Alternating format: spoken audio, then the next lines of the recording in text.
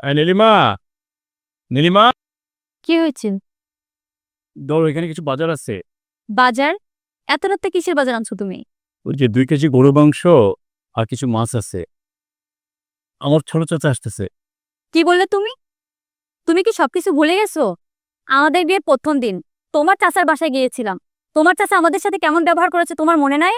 ওই রাতে আমরা থাকার জায়গা না পেয়ে মেডিকেলের বারান্দায় আমরা রাত কাটাইছি।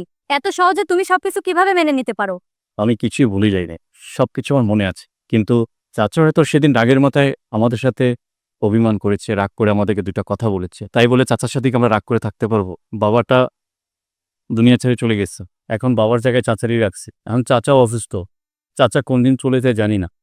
তাই বলছি, ওই দিনের ঘটনাটা ভুলে যাও।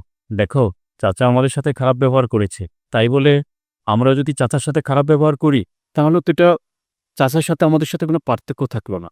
আমাদের প্রুভ করতে হবে যে আসলে চাচা সেদিন ভুল করছিল আমাদের সাথে।